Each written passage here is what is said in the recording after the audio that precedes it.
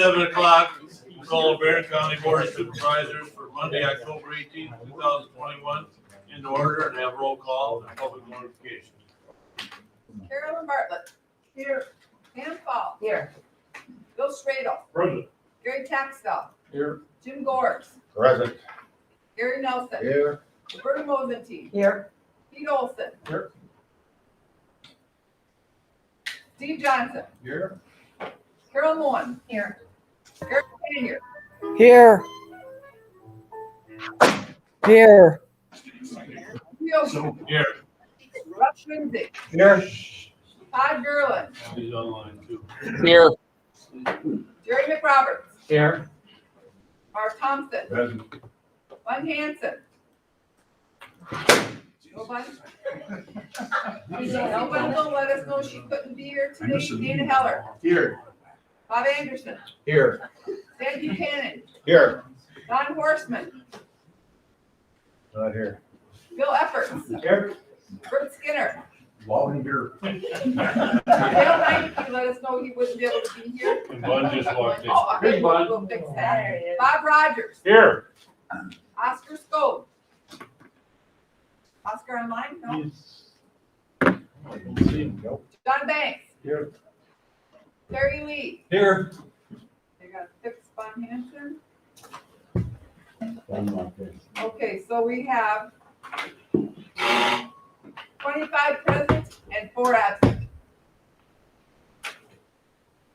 IDN Cook County Clerk have complied with open meeting publication laws. Notices are posted on the electronic meeting notice board on the first and second floor of the government center and the main floor of the justice center. A hard copy is in the public meeting folder just inside the clerk's office window. And in addition, all 5 county newspapers have been notified. This meeting was posted by Wendy Coleman on October 14th, 2021 at 10:25 a.m. Thanks, Dylan. Okay, well, an invocation by Pastor Cody from the Maranatha Church in Rice Lake. Thank you, County Board, on behalf of the pastors in this county for allowing prayer to be a part of this. Join me in a word of prayer. Father God, we come before you this evening, and I ask you that you would bless this meeting in a mighty way. We thank you for the board members who spend much time. We thank you for each of their efforts and their work in their specific areas of specialty. And we thank you for their time that they give to this county, being a part of this county and protecting our county. So we thank you for that. Also, Lord, tonight we pray for our law enforcement that protects our county and the municipalities and the county roads. We pray that you would protect them, keep them safe. May they act justly in all that they do. And lastly, we pray for peace. May we make every effort to live at peace with all men, and especially those who your favor rests upon. May we be peacemakers. This I pray in the name of Jesus. Amen. Amen. Thank you, Pastor. Pledge allegiance to the flag of the United States of America and to the republic for which it stands, one nation, under God, indivisible, with liberty and justice for all. Okay, item number 3, special matters and announcements. Jeff's got a few items. Oh, you want to know? All right, Funky, come on. Okay, this is your gift from the WCA convention, okay? We put a little candy in it. I wanted to bring a little, you know what else, but it wasn't possible in this building. Anyways, enjoy your cup and have a good October. Thank you, Funky. All right, I have 4 things for the board, just to be aware that it came up. When we meet at the Rice Lake campus, the Eau Claire system has required a mask requirement for any persons entering their buildings. This is their requirement. This is my understanding that this will end about Thanksgiving. I can't project if it's going to be extended or not. I have asked Gary Wheeler that if we'd be the only ones in the building, if we would have to wear masks. He's out on vacation. So we'll continue to monitor that. 3 other things to talk about. We had the blood drive here, and we had 66 of 68 units collected. Our goal was 68, so that's the first time we actually haven't met our goal. I think in the past we've actually had more people show up than we're scheduled. So that's a good thing. They're coming back January 27th and 28th. On October the 12th, we had the privilege of celebrating Ellis Amdahl's 105th birthday. Ellis is quite a guy. We're really thankful for a guy like him. He's a centenarian, he's more than 100 years old. He wrote this, Reflections. Thank you, Jen, for giving this and let us read this. 4 questions were given to Ellis. I'll read them and then I'll read the answers. He said, question number 1, what advice would you give people today? Answer, stay away from alcohol, nicotine, drugs, and cola drinks. Question 2, what is one thing you would want your family to remember about your life? His response was that I love farming and milking Guernsey cows. Question number 3, what is your secret to a long life? Have a good, healthful diet and avoiding stress. Last question, are there any thoughts you would like to share? Respect Sunday as a day of worship and rest.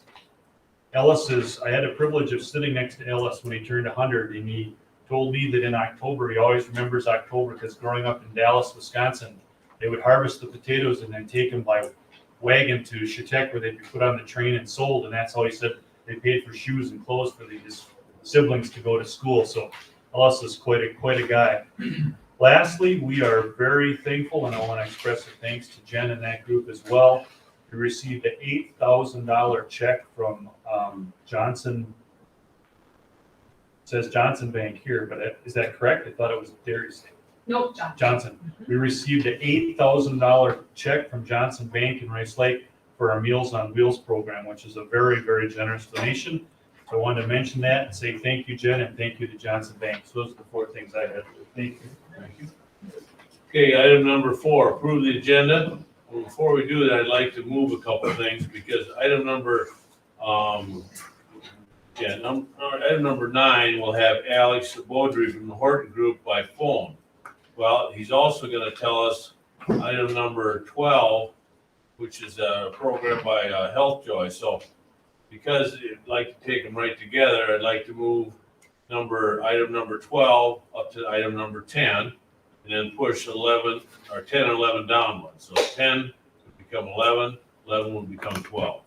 What we're doing is squeezing that Health Joy one in so we can do both together.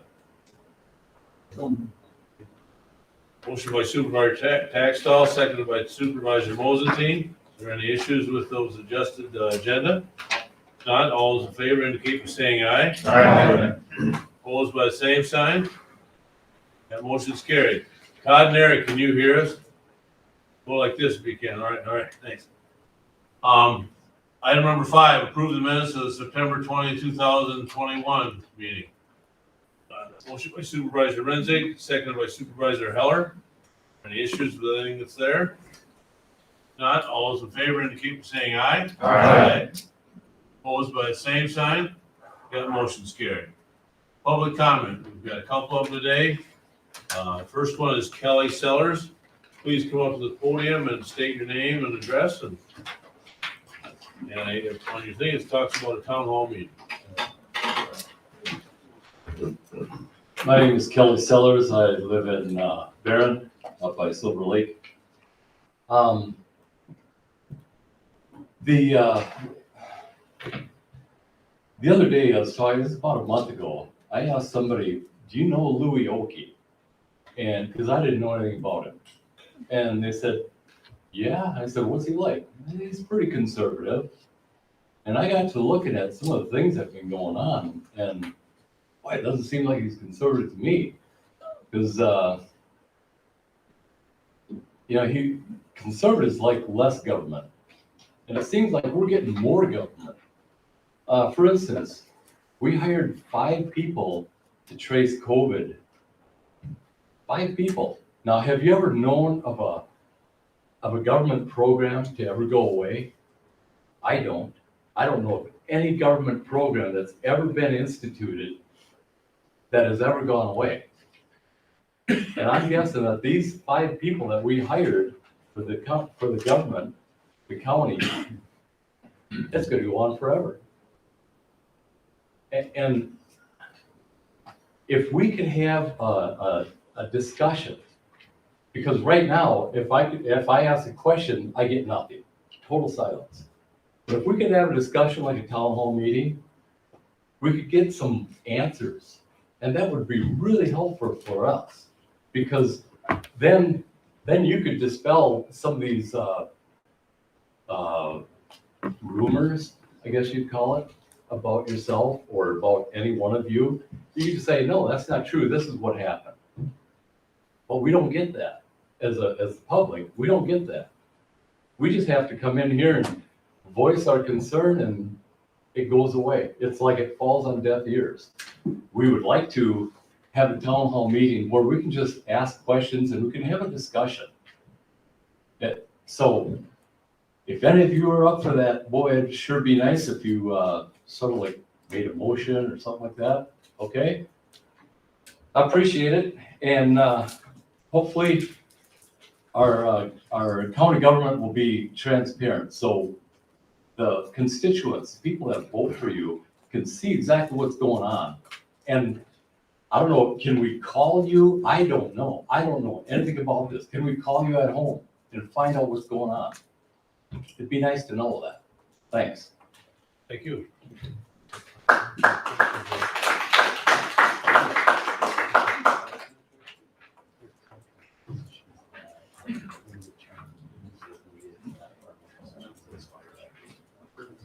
Okay, Kelly, I always do what's, I don't always do what's right, I guess, but I'm not supposed to speak to you on this, because you aren't supposed to have dialogue back and forth.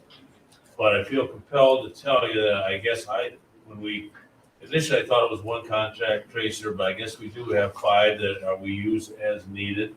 And there's a lot of positions that come through Health and Human Services and some other departments too, but primarily Health and Human Services, that our department head will tell us why they're going to be hired and that they're grant funded. And in the resolutions, we always put in there, if that money goes away, so does the position.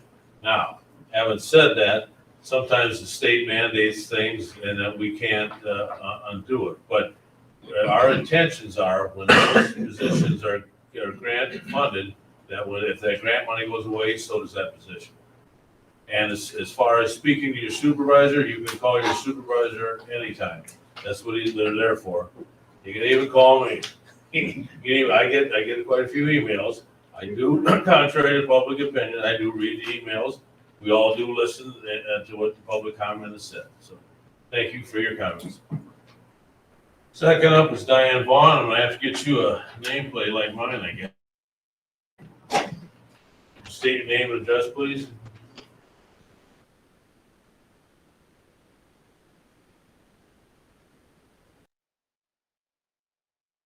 All 29 of you on September 28th. I'm wondering if you want to guess how many replies I got from my elected officials. 3. 3 of you took the time to reply to my email. While I thank you for your service, 26 of you need to do better. If you don't have enough time to reply to your constituents, perhaps you should not run for the board again this spring. Based on a statement by the chairman, I realize you believe you do not have to reply, but you were elected by the people and you are accountable to the people. When I spoke at the executive committee meeting this month, I made it very clear that this request for a town hall is not just about the mask mandate that was illegally issued. But even after making it clear that that was not what this was to be about, our chairman parroted back the same words. We fixed the mandate. Their masks are not required. Chairman Oki, I'm having some trouble deciding which impression I have of you is correct. I get the impression that either you are a little slow at processing information, you are trying to divert the attention away from your illegal actions, or you are just trying to evade your constituents. Let me say it one more time to be clear. This request for a town hall meeting has almost nothing to do with your mandate. By the way, if you would own your mistakes, you might be able to put that bad decision in the past and move on. But about the town hall, do any of you know why no one seems to know what this town hall is about? It's because not one of you have asked. Nobody has asked what we want to talk about, but we have a variety of topics that we would love to discuss. Let me refresh your memory with some parts of the email that I sent to each of you stating why this is important. First, citizens have been coming for months, speaking our concerns, but rarely are they addressed or even acknowledged, although I do appreciate the acknowledgement tonight. I know the board is not supposed to reply to comments during the meeting, which is part of why this town hall is needed. There is no dialogue regarding our concerns. Secondly, this meeting is necessary to restore some of the trust that has been eroded because of ignored emails, indirect answers to direct questions, and the lack of having our concerns recognized.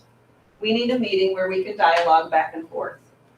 So again, tonight, with all of you here, I ask any one of you to please make a motion to have a town hall meeting added to the agenda. One last time, this is not about the mask mandate. We are citizens requesting a town hall meeting with our officials. Regardless of how you feel about the issues, you as elected officials should be listening to and have a duty to listen to the citizens you represent. I'm asking you to please represent the people and make an agenda item for this to happen as soon as possible. We know that any one of you is able to make this request near the end of the meeting during item number 19. Tonight, we will find out if any supervisor in Barron County takes their oath seriously, and if any of you are men and women of character and integrity who uphold your oath or not. Thank you. Thank you, Diane. Okay, item number 6, update on the transitional housing project. Joanna Bremer from the Salvation Army. Would you like to tell us what's going on?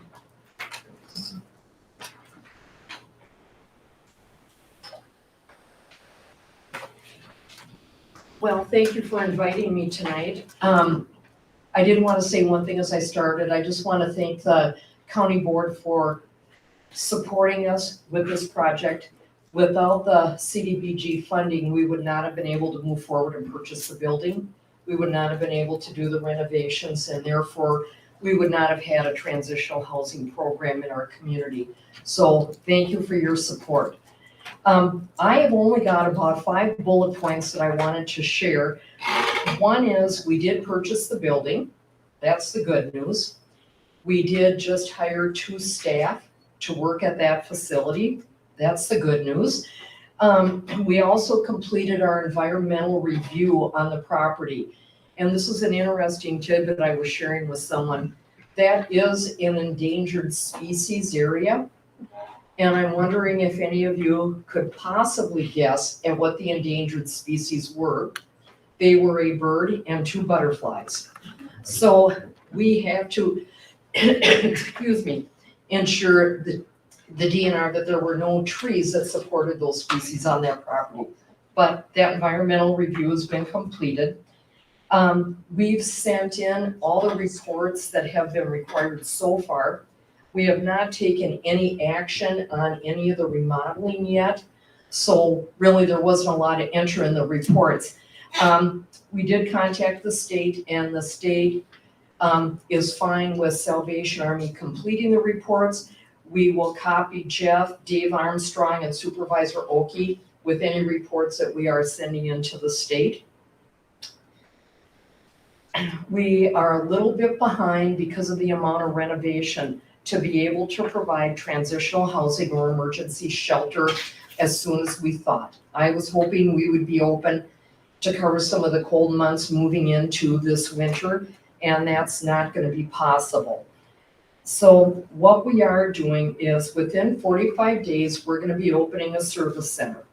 Individuals will be able to come to that office and receive rent, utility, transportation assistance. We also have a hotline that we will continue to manage. The hotline has been mostly used for motel vouchers. We will be providing emergency shelter for individuals that are homeless in our community. Even though they are in a motel, we will continue to provide case management. I am hoping we will be up and running by February, able to house people at that facility. But that doesn't mean we're not continuing our programs through the community while we're working on the renovation. And I just talked to one of our case managers this morning, because we do have an outside case manager that does work in Barron County. And we now have 8 scattered sites. And those are sites where individuals reside. It's transitional housing. We provide weekly case management, and the funding continues for 2 years with a 3rd-year extension. One last thing that I did want to bring up is when we purchased the property, there were individuals residing there, 7 individuals. They have all been moved into permanent housing. One individual, they declined our services. We are still touching base with them. We're able to help them if they change their mind. Are there any questions? Can I ask that? Yeah, oh, yeah. Yeah. Do you have a contact phone number? Yes, I brought some business cards and I'll leave them here, but my number is 715-338-9413. I did bring a few brochures and I will put those on the table outside the room. Thank you. You said 2 years of funding and then you continue. Is that Salvation Army money? Or whose money Nope. is that? That's transitional housing money. Salvation Army pays for the case management and it's federal money trickled down to the state and then the state pays for tenant-based rent assistance. Now, I have to say, I love this program. The reason being is the clients, many of the clients that we work with have a really bad rent history. Landlords don't want to rent with them. Well, if a landlord knows we're behind it, we're going to the building, we're making sure that they're on their medication, for example, we're making sure the house isn't trashed, there's not police calls. And the landlord is assured of getting their rent. The client pays 30% of their income for housing and we pay the rest. The good news is that the lease is in the client's name. So during this period, they can develop a good rent history and they can either, our goal is that they'll either increase their income and they can afford to stay there on their own, or they can move into some other low-income housing. Some of the services we're providing, like with our transitional housing, just to give you a short story, we run across some of these clients kind of by accident. This particular individual contacted us with rent assistance. We provided rent assistance. 2 months later, he called back and he said, I need more rent assistance. We then realized there's a bigger problem if he's calling back again. The caseworker got to the house and realized this particular individual was not very mobile, had issues with hoarding, was not able to keep his apartment clean. We were able to put him on the TBRA program, but we partnered with ADRC. They got Inclusa involved, and so now he's getting help to clean his house and we're supporting his rent. So we don't do it alone, we collaborate. There were a couple homeless veterans that were in Narrows Park.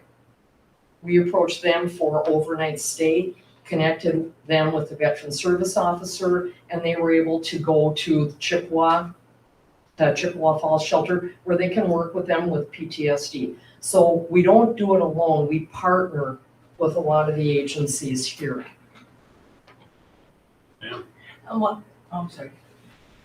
It's okay. Dwana has been coming to our Town of Ireland meetings for the last several months, and she's kept us up to speed of what's going on. And some of that was good because I think some neighbors maybe were a little apprehensive of who was going to be residing, and maybe you can talk to that too with well, first of all, I was gonna say with in the sex offender situation, and then also when you talk about you don't do it alone, she has shared where it's an unbelievable volunteer process from churches or community groups that are coming in and literally sponsoring rooms, whether it's furniture or supplies, but maybe you could share a little more. Well, I did talk to all the neighbors that are surrounding the property, just to make sure, are you okay with this?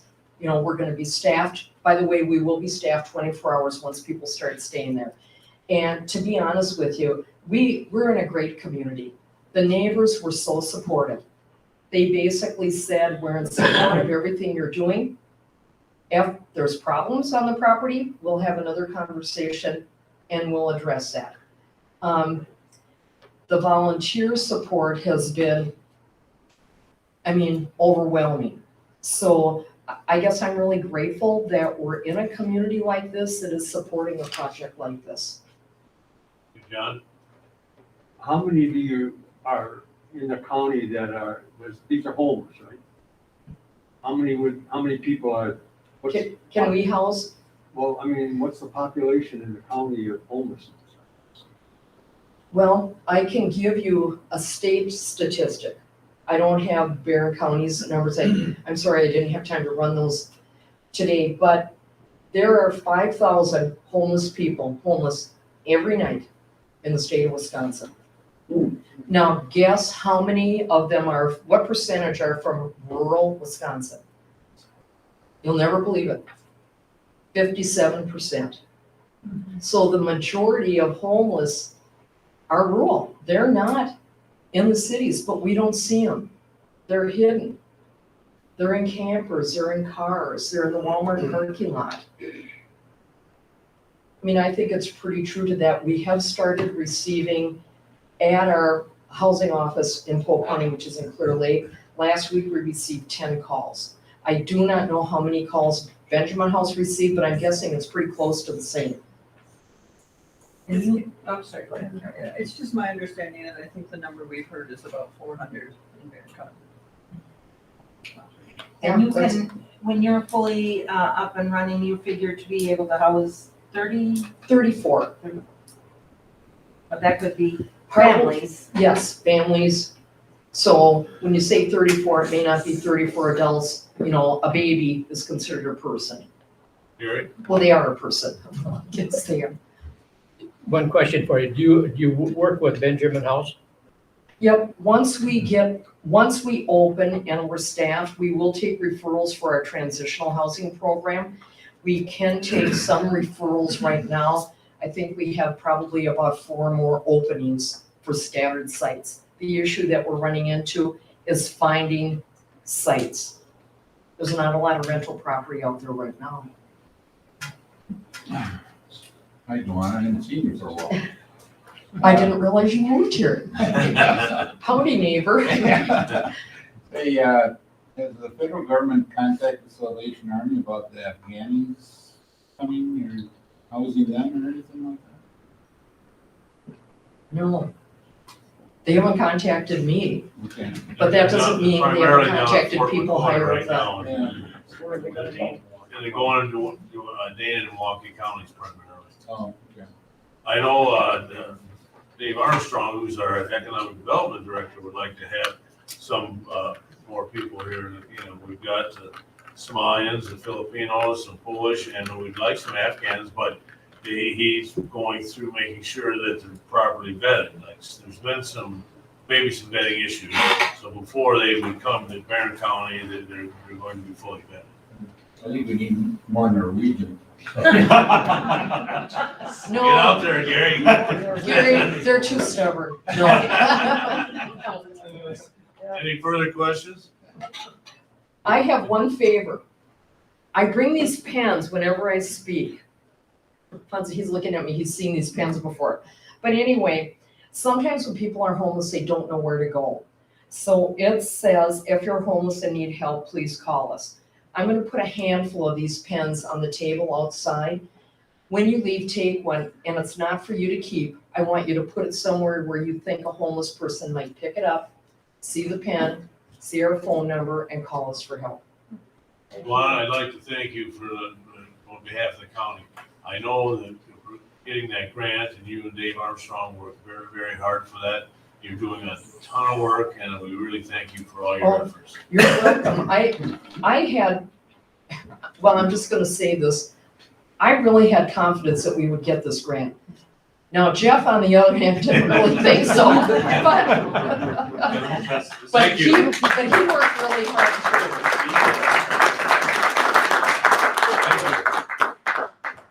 Okay, item number 8, the update on the highway facilities project. Mark Serby, our highway commissioner. Good evening. Well, we can be short and sweet. Zach and Chad from CBS Squared were here last meeting and provided us with an updated schedule. We're on that schedule. The last month has gone well. Weather's been really good. Great bunch of contractors to work with. Specifically Erickson and Panasic and Schieffer have been just bending over backwards to keep the project going. This is the overview that's on the website. This is the west side here. That's the wash bay and that building the heated storage unheated storage number one. Those buildings are working towards completion. This one, they're working now on the interior. The roof is on, and they're working on the interior stuff on that one. The wash bay area, we're starting to work on the inside of that for equipment.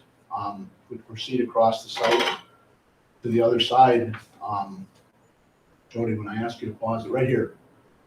Okay, now you can finally start to see the outline of the new facility taking shape. This is the north wall, and it comes across here and up to here and over. This would be our, what we would call the heated storage area.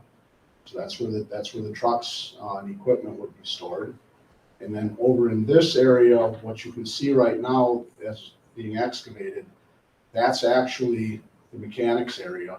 And then the office area will go in behind this building. The office area will be back in here. So now you can kind of see how it lays out on the site. Parking will be out in front here now when this building disappears next summer. And this building disappears next summer. We proceed back across the site, Jody. Let's stop there for a second, please. So this is the Federated building, the Co-op Federated building. We're moving that over here. Work has started on this part of the site. They're actually going to get started on forming concrete this week. Contractor's going to be in next week to begin jacking that building up because that building gets moved and set over here. And that opens up the whole back of the site for us. That was the Co-op transport property that we purchased earlier this year. And then across the back where that building sits now, there's an unheated storage building back there that hasn't started yet. And the scale, you can just see the house right here. That's the scale house, and the scale will be back here. So we are you're starting to see some semblance of what the structure itself is going to look like. You won't really see much above ground on the main facility until we start setting the panels in late January. Then you'll start to see the size of the building and shape, and it'll really start to come together then. But we're working primarily on trying to get the main facility ready for those panels while we still have good weather for pouring concrete. And then we're going to be working on this, the slabs for the Federated building and the footings for the unheated storage building too. That once the contractor's going to set that unheated storage building too, without the concrete floor poured, and they'll heat it and pour that inside the building. So it's coming along on schedule now compared to what the schedule that we were provided with last month with the schedule that we're on now. I don't know, Pete, if you have any add. Well, Facility committee. we talked about this earlier, maybe talk about the fact that, yeah, this whole process has been pushed back, but at the same time, material is lagging, so it's probably not a big deal. The main material is accounted for, which I'd say the main material is really the structural steel. You don't have the trusses for the roof. You set your wall panels. You don't have the roof structure to put in. All of that stuff is on site. There's 15 or 20 truckloads of trusses that were delivered. We got trusses everywhere. They're stored all over the site. But all of the structural steel is here. So when wall panels go up, then the structural steel will follow. The unheated storage building number 2 is all on site. So all that stuff is all here. We can keep going with that. But an example like Pete is referring to, in April when the contracts were awarded and orders were placed, the roofing material order was placed in April, and there's 46,000 screws going in that roof. And they're not going to be delivered until sometime late January. That's the lead time for material. So a little bit of slippage in the schedule because of the historical issue. We probably would have had a little bit of slippage because of materials, but we're not going to see that as much because we've already had that delay. So. Okay, I think people should know too that we have ordered and paid for all of this stuff a year and a half ago. Yeah. So we are not stuck with this big raise in all the amount that's being spent right now on wood and cement and whatever. And also that when you look on the left-hand side of this picture, and the back side, there's where the city owns Right all over the here. front and back, yeah. The So city we're owns this able piece to- over here. They have said to us, we can put all of our stuff, because when it comes off, it comes on the truck. If you don't take it, you're getting it forever. So we are storing and gonna store, and you'll see so much stuff in there, but we have to have it. That is important. Remember, we awarded these contracts, the majority of these contracts in that April, May timeframe. All of those material prices were locked in at that time. An example of how that can fluctuate is we're looking at it's a whole different story, but we're looking at a piece of equipment for the highway facility, for the highway operations. And that piece of equipment was $284,000 last year at this time when I asked my equipment and facilities manager to get me a price so we could make some decisions. We held off on buying it because we had some other needs. I asked him last week to check on it. It's $100,000 more for that same piece of equipment right now. And it's the same model, same everything. Steel prices, rubber prices, capacitors, computers, all that stuff has gone up that much. But on this project, we're pretty much locked in, so. From Highway 25, when all is said and done, yeah, where will be your flow of traffic? I mean, this, It'll primarily come off of 25, which is right over here. yeah, And the primary access, for materials out of the back, I guess for the folks that maybe I'll look over here, because you can see better from over here. But for the materials in the back, for our salt material, the salt sand that'll be there, and our stockpiles, this alleyway here, that will be our primary access to the back. All of the trucks that come in, we're not coming in off of Taylor at all, unless there's an emergency. We're gonna have a gate right here, so if there's, for example, a fire or something of that nature, if something happens up front here that we can't get out, we have a way out the back way. But that's not our primary. Everything comes off of 25. When the trucks come in and fuel, and then they'll go across and they'll enter into, at the end of the day, they'll enter into the facility. And in the morning, then they flow out the back and come out the aisle. So the little building to the back right of the rounded one will be gone. This one? Yeah. Yes. Right now that, we had to leave that up because this is the mechanics working in this area now. That was our heated storage, but the mechanics were back here. So we had to move the mechanics into the front part of the building. That's actually the bathrooms, the facility manager's office, the parts room, and the tire room are back in there. And we had no other place to put those.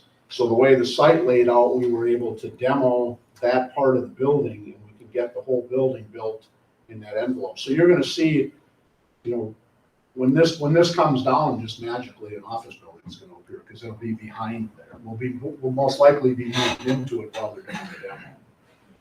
And your swimming pool looks nice there. Don't go there, bud. Okay, any further questions? Yeah, we call it, when we did the asbestos removal there of, what we. The rough material here. Yeah, we also, it's also been, Paid for the. paid for by, to do the rest of it too. That's correct, yeah. Yeah, so, Their bid was to remove the asbestos from this entire building, So how much of it did we pay them? about 50%. Oh, okay. Interesting thing, the contractor, if you've been in the building, most of you have been, the old timber arches that were in there, and then there was timber stringers across on the roof. The contractor that was doing the removal actually planned to salvage those beams and as many of the stringers as he could. He was actually gonna, do some woodwork stuff. He has buddies that he could sell it to. And basically, when they took the roof off and started demoing it, the trusses just fell apart. Part of it is that's a strong shape. The arch is the strongest shape, right, Stan? And so your loading is this way, so it's holding itself together. And as soon as you unloaded it, just kind of started to fall apart on us. They didn't salvage anything out of it that they thought they were gonna be able to. Any additional questions? Where'd all the bricks and stuff go? All of the brick is actually, anything that could be salvageable, old concrete and stuff that didn't have rebar in it, is piled in back of this building right now. And Erickson is moving a portable crushing unit in, and going to start crushing that. And that material is gonna be processed into spec grade gravel and then used on the site. Anything further? Not Mark, thanks for the update. You did a nice job as usual. Have a good evening. We have to have that, we have to put the, if we put that in that road grade stuff, or do we have to put that under the state there for a, man? Really, you're gonna take me there, Jim? No, no. Item number 9, or item number, 9, the 2022 health insurance renewal. We'll get Alex Beaudry from the Horton Group on the phone.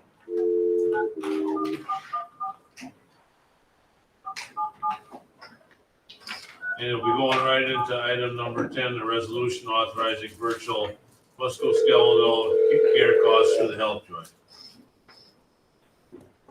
Make Alex, we got you on speakerphone here, got you in open session. What we're going to do, Alex, you'll start with the health insurance renewal, and then you'll go right into the MSK thing, cost for health choice. So with that, hopefully everybody can hear you. If not, we'll have to put the microphone right up here.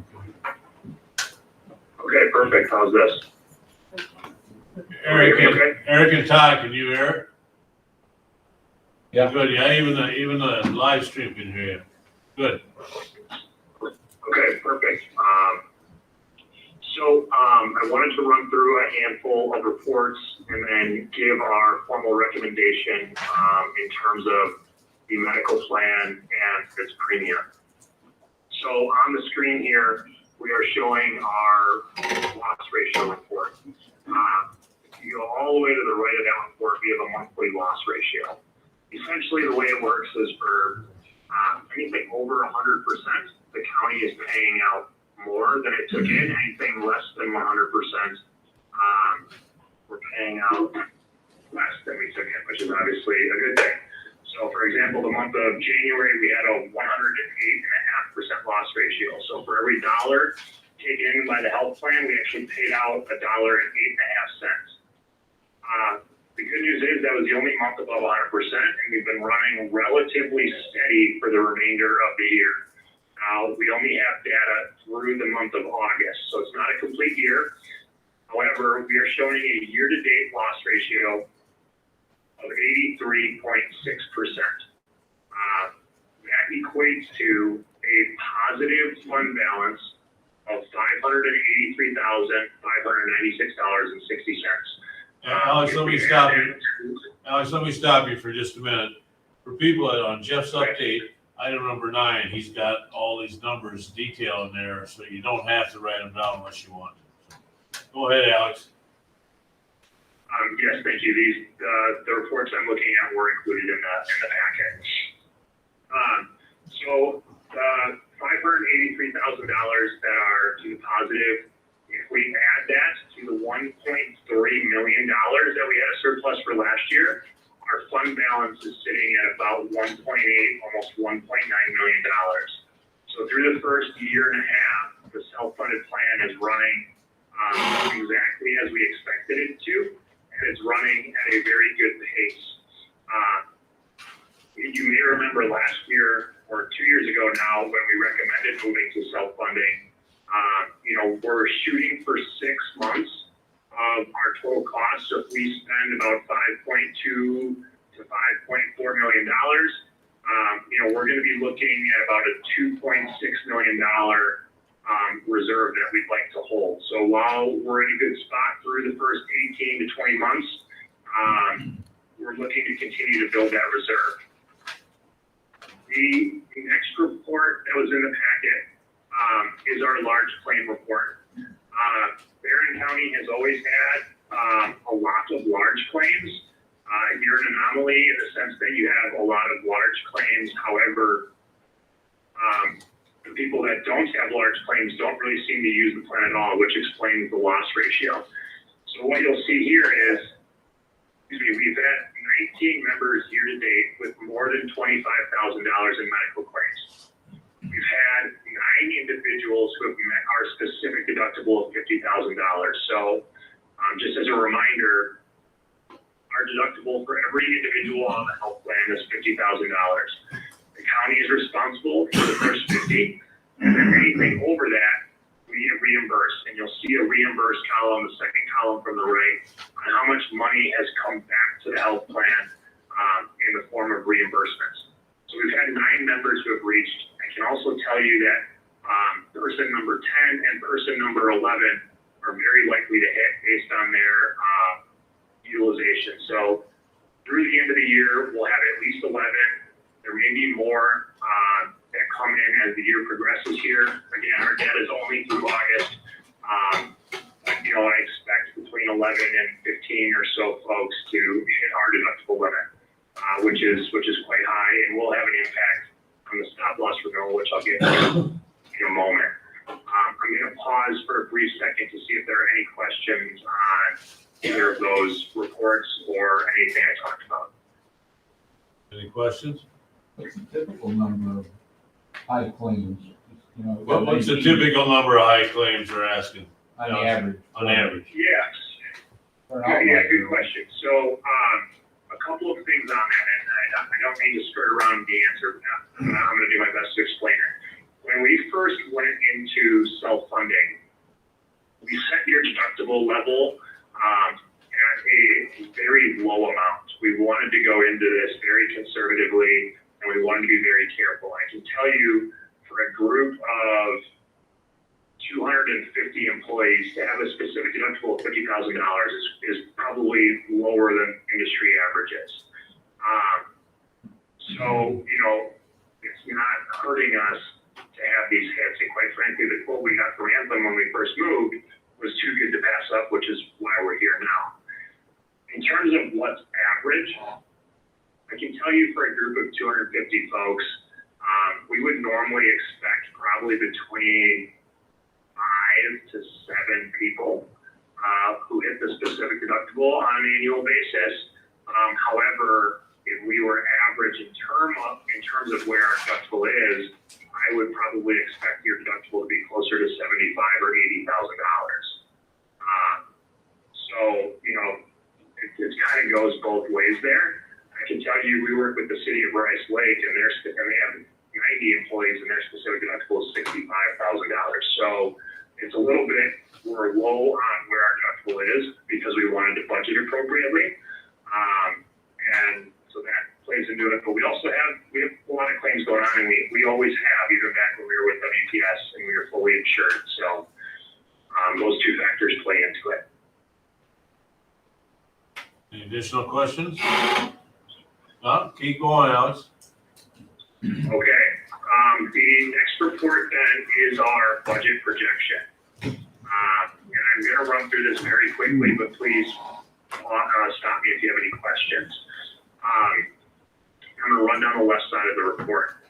So, when I look at the claims that have been paid over the last 12 months, so from December 1st, 2020 to August 31st of 2021, we have $4,409,509 in total claims, so $4.4 million in total claims. We then pull out all of those claims that were over this specific deductible, and that was just shy of $1 million. So over the last 12 months, we've received just about $1 million in reimbursements. So our total adjusted claims is $3.4 million. We then have to add in trend or inflation at 5%. So our new projected claim number is $3.6 million. You'll see here, there's a line that says adjustment for new lasers. That amount, we do have 3 individuals this year, and we did not have any last year, who have ongoing medical conditions that the stop loss carrier would like to put a higher deductible on. So I mentioned earlier, our deductible is $50,000 per individual. We're going to have higher deductibles for 3 individuals based on their medical conditions. Again, this is on the county's responsibility. This has nothing to do with those individual employees out of pockets. They have the same health plan everybody else does, but the county has higher liability for those three folks. We always assume the worst case scenario for a laser. So we add in all that liability. So that $250,000 is then added back in. So we get a new estimated claims number of $3.9 million. Then we have to add in our consulting fees, our stop loss premium, which I'll get to the renewal next, and our admin costs. And we get a total number of $5,477,392. Our current income at our current rate, so based on our current premium, is $5,312,247. So that equates to a $165,000 shortfall. So that would, if we just went based on the basic budget here, we'd be calling for a 3.11%. I mentioned on the page before that we're at about $1.8 million in reserve, and we'd like to get to 2.6 million. So about $800,000 away from our goal. With that being said, it's our recommendation, and Jeff and administration has put this into the budget, that you all are probably going to discuss further, to increase our premium rates by 5%. This gives us a little bit of a buffer. And again, we're trying to build up that reserve. We're trying to do this in a conservative manner. Therefore, we are recommending to increase the premiums by 5%. Any questions on anything I just went through there? Gary? The fund balance, is that typical to increase that much? Or how do we balance between a higher stop loss, like 65,000 versus the increase in the fund balance?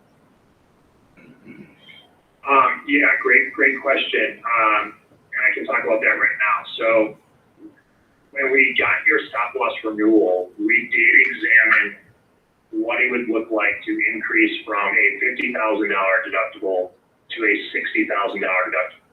So anytime you increase your liability, your premiums go lower, right? Because you're taking on more of the risk.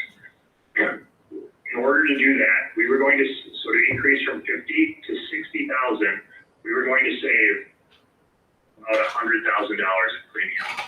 However, when I look at your claims activity, I would have expected your total liability claims paid out to increase by about $150,000 to $200,000 based on your current claims. Therefore, I do not believe it's prudent at this time to increase our deductible. I think we would be paying out more than we'd be saving in premium. Therefore, I would recommend remaining at the $50,000 specific deductible level. I have talked to Mr. French. This is something that we're going to look at every year or every couple of years, because I can tell you, a $50,000 deductible is low. However, at this time, it doesn't make financial sense to make that change. Any other questions? Okay, keep going, Alex. Okay, the last page then, before I think we're moving to a different agenda item, is the stop loss renewal. So our specific rates in the A section of this report do go up about 12.79%. Again, trend or inflation in the stop loss market is about 15%. So it's a lower than average renewal, even though it seems quite high. But that 12.79% increase was included in the budget report that I just walked through. Our aggregate claim liability, this is something we need to carry by state law. This protects us if the entire health plan has a year, so the specific deductible is on each individual, the aggregate is on the entire group. I can tell you that, most groups never hit their aggregate liability, but we have to carry it. That increased by 10.4%.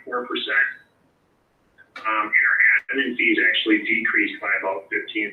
This was due to some higher than normal prescription drug rebates. So in the grand scheme of things, this is a smaller dollar amount. All of these numbers on this page are included in our budget that I just walked through. So even with these increases on a couple different lines here, We're still projecting that 3.11%, and asking for a 5% increase.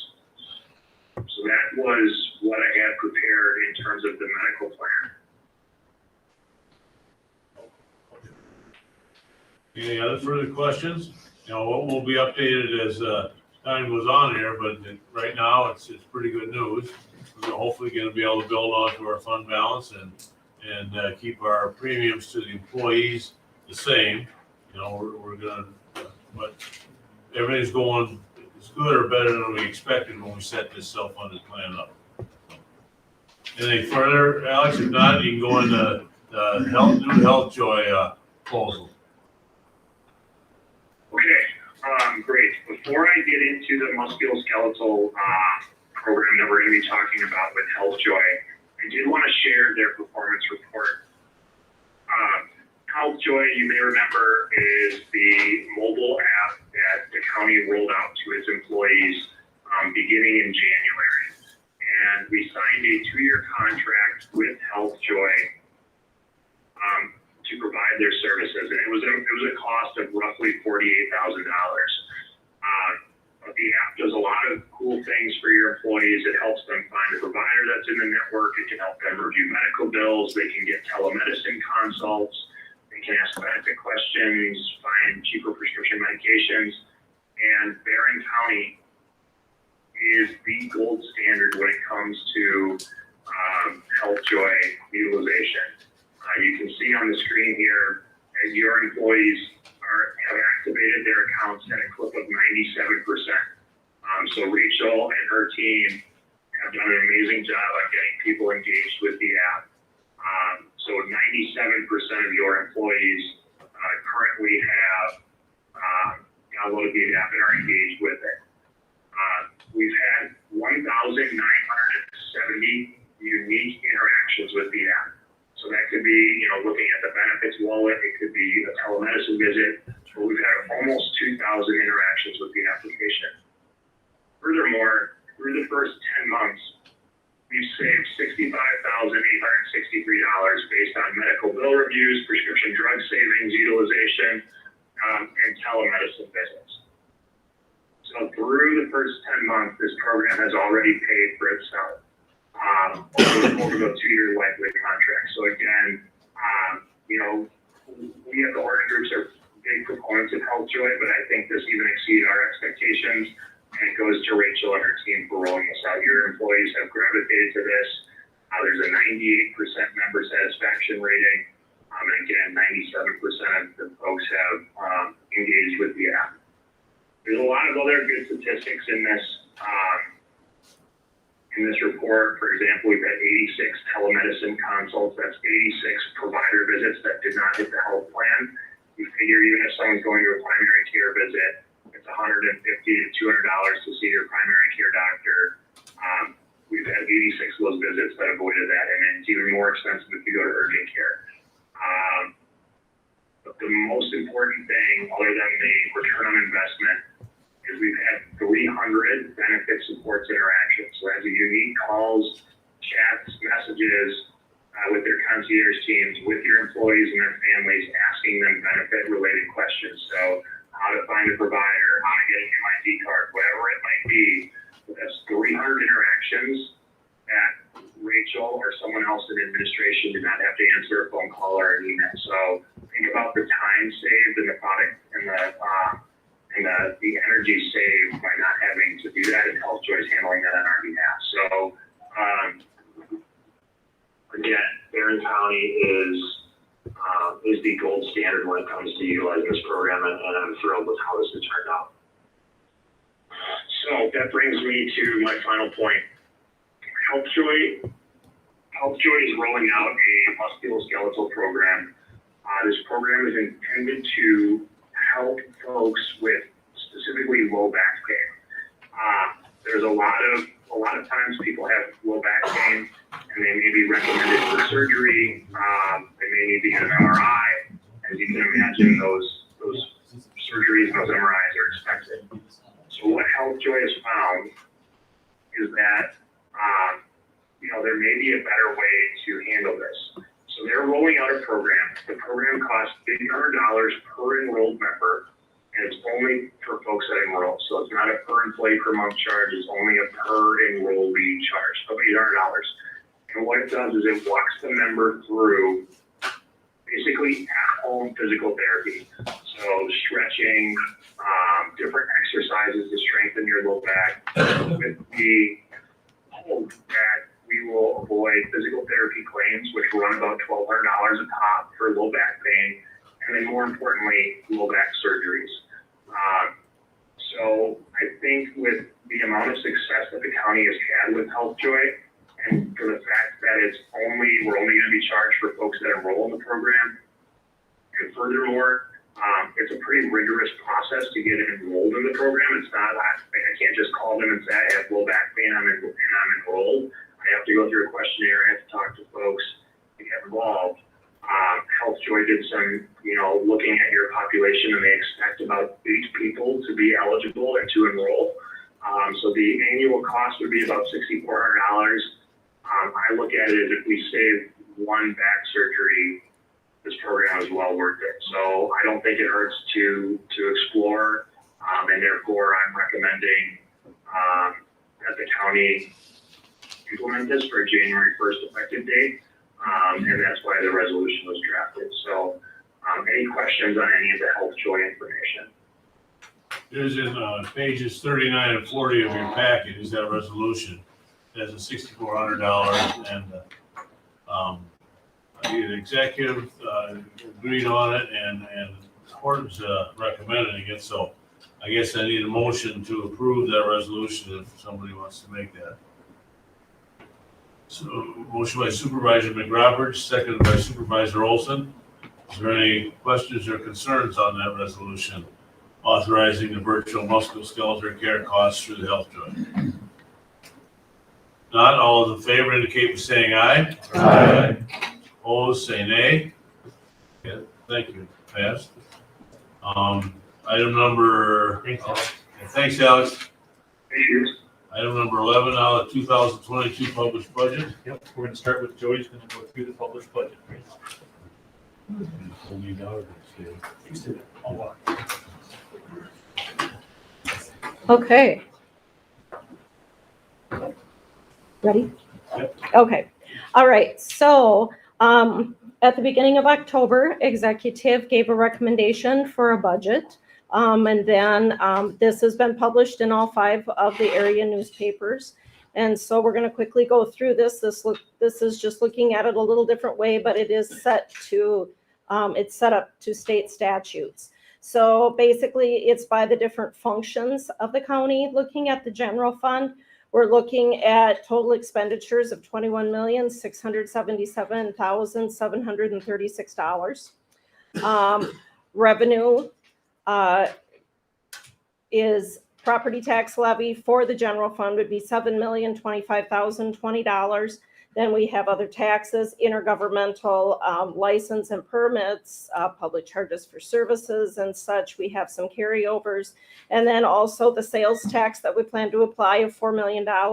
And then the excess sales tax that we've collected in previous years, using a third of that or $775,000.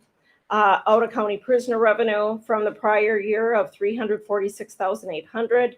We would be applying fund balance of $1,375,000 for to balance with the expense of $21,677,736. Looking at projected fund balance, this is the actual of all of our fund balances for the general fund that's committed, assigned, non-spendable, and then also the unassigned of just under 19 million. Projecting just to be just a little bit more than where we were at as 12/31 of 2020 at $19,067,140. And with the general fund, this is a 6.95% increase from the previous year. Going down and looking at the other funds, we have our special revenue funds, we have our debt service, capital projects, the internal service funds, which that would be the self-funded health insurance and the highway fund, and then the enterprise fund, which would be our waste to energy plant. Total estimated fund balance, estimated as of January 1st of 2022 is a little over 69 million. Our budget is 72,094,256. And so we're estimating if the revenues come in as is the expenditures, having a balanced budget here, we would be expecting to be at about 69 million at the end of 2022. This is with property tax levy of 22,425,616. And then you can see it's about $225,000 more than the 2021 property tax. Looking at equalized valuations, that we have an increase of about 6%. County tax levy is a 1.2% increase, and mill rates are actually going down to $4.64 per thousand. 2021 was $4.88 per thousand. The recycling surcharge was recommended to increase that, which is to $32 per improved parcel.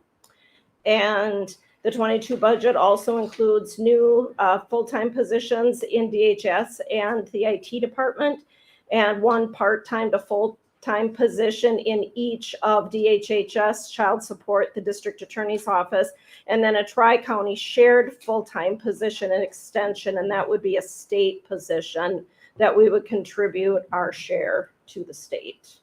Any questions? Okay.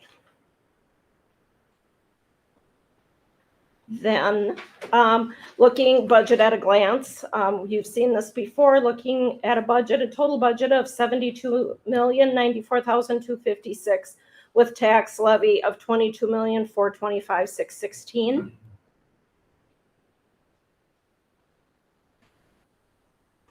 And we can go into the summary tax allocation. What was recommended was with the new positions. So we would be looking at a 1.2% increase.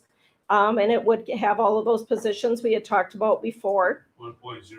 I'm sorry, 1.02, what did I say, 1.2? Yeah. Sorry. So anyway, and we did make some changes from September to October. To the contingency, we added 16,000 for contribution for our share for that bike and ped plan that was postponed. The wage adjustments, we originally had budgeted 250,000. We brought that down to 175,000. Increased shared revenue, we got hard numbers, so we were able to increase that revenue by 20,000. We reduced employee payouts, those retirements by about 50,000 that we had in the contingency. And then we reduced the health insurance, the possible changes, by about 25,000. Museum increased by $1,000 to 39,000 from 38. And then the recreation fund, we found out that there has been a reduction in state funding with that, so we increased that by about $15,000. So since we looked at this in September, we did shave about 138,000 off of the budget. The other thing is with the IT position, it was decided to push that back to hire with a start date of July 1st instead of January 1st, because we're still getting information, putting together the job description and stuff. So there's still some work to do with that. So that was put off. Any questions? John? Could we go back to the new employees? Sure. Yep, we're going to get to that in just a moment here.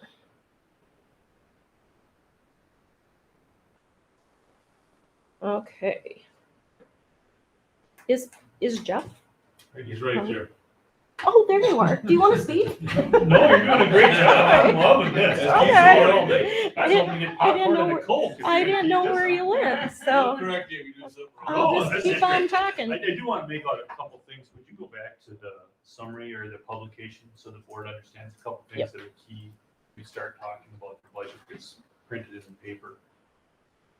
You know, this board, we've talked about what we're going to do with the dry bags cover out at the waste energy plant.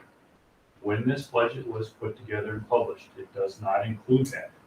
Why would we not want to do that? We want to bring that back separate, so we have a 3/4 vote on that, because we want to fund that with general obligation debt, which we can do through the state trust fund. I don't want to hide it in the budget. I want to put it out there, so when we vote separately in December, no, it's going to be February of next year, that you know that that's separate. So that's a big thing that's not in there. Important to understand. Second thing I want to point out is, just go to the graphic there, but I want to talk about our sales tax.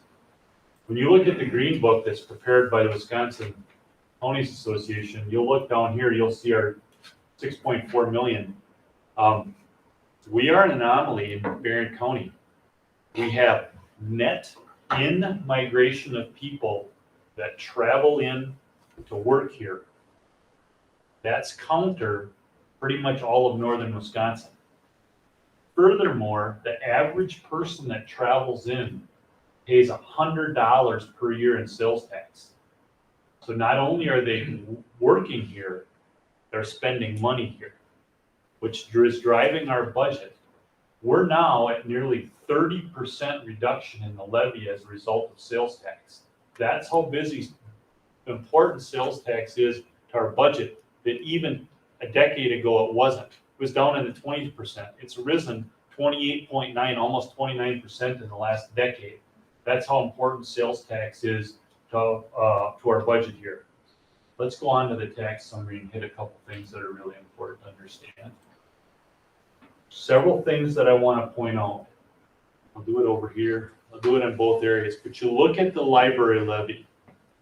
These are two things that are exempt from the levy limits. They are, by the will of the state legislature, they are paid at 75% by the county to in-county and out-of-county library systems based on a per parcel checkout cost that's then submitted to the county clerk by either July 31st or June 30th, the year following the year in which the cost is incurred. So I point those out because we always talk about levy limits, but these are two things that are exempt from the levy limit. We're raising the levy 1.02%. Would you please slide down, Jody? We continue, one thing that Jody and I have talked about extensively since September is to get what we're under the levy limit up as high as we can. By raising this, by lowering this, we raise this, which helps us stay under the levy limit cap. A function of what is property tax is the mill rate. As Jody's pointed out, we dropped the mill rate to 464. That is the lowest mill rate since 2009. That's the lowest mill rate since 2009. In 2009, we had a mill rate of $4.45, $4.45. Our average mill rate for the last 15 years has been $4.90. So this mill rate it's in there. It's where it's good. It's a good sign. All right. And our debt service levy has been going, I mean, we're retiring long-term debt. What's the difference between the retirement and what we've added for new debt? I mean, we're still behind. The retirement's much higher than the new debt. And Correct. And we're that's kind of shooting ourselves in the foot on that. Well, that's a reflection. We should go back to the mill rate, because that's a reflection here, Gary, of it dropping from 61 cents to 53 cents. Right. Now, I can't guarantee you that won't change in the future when we start making more principal payments on the 25 million that we had out at the new highway shop, because we structured that to be level, but we also structured to increase payments. In debts of principal, that's how we set up the Justice Center too. We made larger principal payments towards the end. Good question. We can prepay after what year? 10 years. We borrowed for 20, but you cannot repay or refinance till 10. Good questions. Okay. Do you want to go on to answer John's question on personnel? Oh, sure. Let's do that and then we can come back. Okay. So John, you had a question? You had a first specific question, John? Well, let's get it here first. So this is the new personnel? These are the new personnel costs, yeah. Now, we had a question about contact tracing. Is that appearing there? No, or- because they're No. not permanent positions. The only people that approve permanent positions are these boards. The board of supervisors for more than 15 years approves permanent full-time positions. Those would be limited term employees. Yep, they're either contracted or they're either cut through contract or contract limited term employees. As, I believe some of them are ex-Marshfield. Go ahead, Stacy. Marshfield. So the four that we brought on 4, and then we're actually down to 3 now. They're limited term employees for up to 6 months, as long as there's work to keep them busy, up to 28 hours per week. Probably a lot less than that, especially given our caseload right now. They're averaging between 10 and 15 hours a week, up to the 6 months, no county benefits. And then also, one of the reasons we brought those contact tracers on is because we have nursing staff that we pay anywhere between $30 and $36 an hour, and we were paying them potentially overtime, time and a half, comp time, those kinds of things. So that's why we brought those additional contact tracers on, So after 6 months, if there's no need for them, they're gone. or prior, correct. Yeah, they have no permanent standing as an employee. They're considered limited term employees. They will stay on up to 6 months as long as the workload would support the need to have them on the contact tracing. So therefore, they will not be permanent forever. Correct. It will not be, never intended to be. In fact, the Department of Health and Human Services has used limited term employees for different purposes over the years. A lot of times it's for grant purposes. If we have, say, a 2-year grant, we'll have a limited term employee, and so that grant goes away and that funding goes away, and then the position goes away. Similar in this situation. Thank you. Other questions? Peter? No, put you on the spot, but you've got some department heads to back you up. But the statement was made in public comment about never hearing of government reducing employees. Can you address that at all? I believe there have been reductions in employment in the county over the years. Putting you on the spot. Well, I slashed and burned when I took over as county administrator. We cut a number of them. We cut economic development. I think we cut between 8 and 15 full-time employees. It's only we picked up full-time employees in the last couple of years because of state mandates in health and human services, and Stacy can speak to that. But then we wants to too. All right, Stacy. I'm sorry, I cannot really see this great, but I think on here is reflected that we are eliminating a partial position. Our energy assistant position is going away this year. We decided to let Westcap take that program on directly to the state. And about 3 years ago, we also eliminated 2 income maintenance workers that work with our Badger Care and medical assistance program.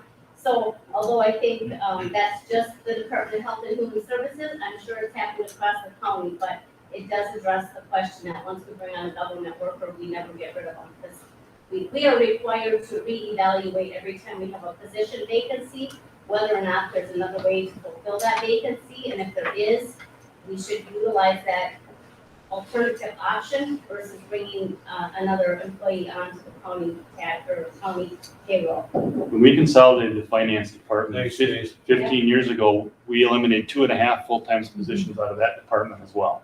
We've eliminated, and we've done several attritions at the sheriff's department and several at the highway department when people have retired. So it's just simply not true. The largest increase we've ever had in employees at the county is when we took over the 22 full-time employees for recycling and waste energy, and I think we've pretty well proved it's probably a pretty good thing. So we got $1 million in the bank and we're making money. And the first time in 33 years before that, we never had 2 years in a row where we put any money on the bottom line, and we're bleeding $15,000 a week in cash. So I think it was probably a pretty good move. So John, we answer your question. I've got another one. All right. You get over your limit of 3, I'm gonna have to charge you. The property value in the county is increasing. Yes. Therefore, the mill rate goes down. So the more people that come into the county, the more that build, the more businesses, more economic development we get, eventually our mill rate keeps going down. Correct. Is that correct? That is correct. Thank you. Also, it's a function of our sales tax side. The more people come in, the more they spend, the more sales tax we collect, the more we apply it to the general fund. Remember, we're one of the very few counties that are actually abiding, and Mr. Lynch can correct me, by the spirit and intent of the sales tax law. We don't do anything special with our sales tax. It is direct offset to the levy. Other counties will buy fixed assets. I can say it, They're getting sued for it. and they're getting sued for it. That's not the way it's written. You're talking about the 0.5% sales tax. Correct. Okay. 6.8 million. Just so people understand this. Right, there's no hidden slush fund, it's a direct write-off off the levy, which is where it's always went that way. The only thing that we're changing this year, talked to Lou, we talked to you about this before, you look at the resolution as finances the county, we're gonna do a third, and a third instead of 50%, 50%. We're gonna, because otherwise we artificially drop that mill rate. So we're gonna take a third, and a third for sales tax. So we've talked about this a lot. We've looked at the budget for 2022, 23, and 24. That will level off, help level things off a bit because sales tax has skyrocketed as people have come over from Minnesota and have turned their 3-season homes into 4-season homes. And when we have a bad year, that'll help us smooth some of that. Right, and it also would work in our favor if equalized valuation goes the other way like it did during the Great Recession when it went down 7.76% several years in a row. Well, I think, I'm sure this will get paid for what I'm gonna say here, and I hope it does, because that's my intent. The Bruce ready. 0.5% sales tax was initially put in to fund the waste energy. And a lot of people, including my own family, said, you know, is that gonna go away? Well, it didn't, and that's one of the few times we kept a tax that really has benefited us. And just as you alluded to, and Jody alluded to, 6-point-some million, and just keeps increasing. So that's one thing government actually did well for us here. So a lot of people don't understand that. Our sales tax isn't going to any special projects, it's not going to any fixed assets, it's a dollar for dollar reduction. I'm on economic development, and everybody usually thinks that's creating jobs. That's not our emphasis now. We're trying to get employees in here. And your point about people coming in from other counties and working here, that's sales tax too. And we're working to get housing for it. Our biggest problem is still the perception of people that lived in this area that don't think they can move back here because they can't make the money they're making somewhere else. And it's totally a perception that is not true. Okay. Keep going, Jim. Yep, we'll go back, Joey, let's go back to just the fund balance. I'm just gonna hit this briefly for you, because Can I just mention one thing on this Absolutely. spreadsheet? Yes, Okay. please. Okay, one thing that I found that I guess I didn't put 2 and 2 together, but after the public hearing, I will be asking for an adjustment with the budget. So with the child support position, so what has happened is we've gotten additional funding, which brought down their levy this year brought down the levy from 2021 to 2022.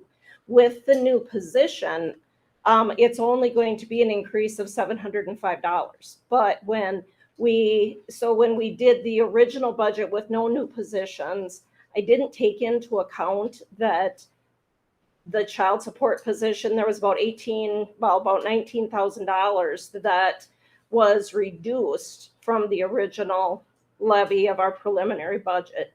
So with that position, we do need to add that back. And so in addition to the $705. And so I've talked with Jeff about it. We'd like to just be able to adjust the contingency when the budget is passed. So the numbers will still stay the same, but it's just, there will just be, the contingency would be reduced to cover this Most adjustment. numbers will stay the same, but you're tweaking by 19 grand, a couple numbers, and you'll explain that at our November 1st. meeting again. Correct. Yep. But I just wanted to give you all a heads up that there is going to be adjustment request that's going to be coming up. So Let's go to fund balance, that one, we'll go through this quick. I just want to show this to the board because there's no changes since September. I nothing. just want the board to know this, we talk about how we like to get budget in front of you in September and make small little changes after that. So that's how we're gonna allocate fund balance. You know, the big things we've talked about approved by law enforcement was the 300,000 for the sheriff's department, and then the 300,000 for STP, was the surface transportation program projects. Understand that 300,000 is for Mark to have shovel-ready projects available, so that when that money comes available, he's first in line to do things like the Chetek River Bridge. Going over to the contingency, I'm gonna talk about this quickly. There's been no changes in these either, other than the ones that Jody brought up under the summary tax allocation, bringing some of those things down and bringing down the mill rate. So I want to mention one thing though that Alex brought up. I am recommending that we keep our increase at 5% in our self-funded health insurance just to build the fund balance. That's gonna build fund balance about 110,000, which goes back to, all right, Gary's got a great point. If we build the fund balance 110,000, Gary, and next year we can save money by going from 50,000 to 65,000 for our stop loss, then we'll have some money that could buy us 2 years in 2023 and 24. So we'll look at this for stop loss. If we go from 50,000 specific deductible to 60 or 65 a year from now. Yep. Kind of a balancing. It's a balancing thing. Yep. What do you used to pay WPS? Tell, you know, what do you mean, Doug? Well, now we're putting in so much Oh. to self-fund. Yeah, if you remember, Alex told the executive committee that if we were with Blue Cross Blue Shield, expect a 12 to 15% increase. Because that's the difference that they're gonna build in for their administrative costs, which we absorb by Jody, Rachel, myself, and others doing our own admin. That's They're giving their profit to the county. correct. We're putting their profit in our pocket. So then I just want to hit some more things that haven't changed. Just I want to talk about the auditorium upgrades here. We kept the 50,000 for the asbestos that's below our feet and behind us. And then for the municipal elections here, the 35,000 and the 50,000 here and here, and then just over there. So with that, that's really all I have on the budget. As Jody mentioned the changes, what would happen is at the November 1st meeting is if it would be the will of the board. I anticipate the 18,827 change to come out of contingency. That will leave the mill rate the same. That'll leave the tax levy the same. And my ask would be that you approve the budget on the November 1st meeting. So any other questions for Jody or I? Yeah.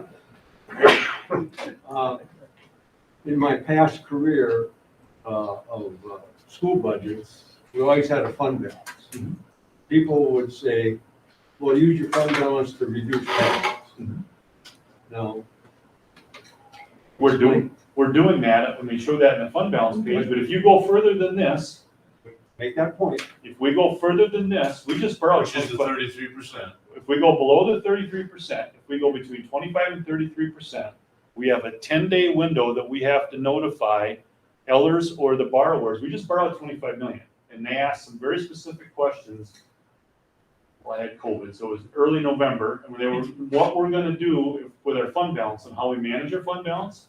And secondly, are we gonna borrow any money in the next year to 2 years? And I told them the only borrowing that I knew of, let's start in reverse order. The borrowing that I knew of is we're gonna borrow money for an ESP or S dry bag scrubber. And they said, okay, thanks for letting us know. But we start drawing down fund balance, we have to notify the bondholders, always start with Sean Lentz at Ellers, what we're doing. So you, at this point, you can't just say, oh, let's just, woo, we're gonna just go and whack. Jody always points out, that's our working capital. We don't get reimbursed from the state as fast as we used to. And we have to short-term borrow money because they would pull down our cash. But we had a good year in 2020.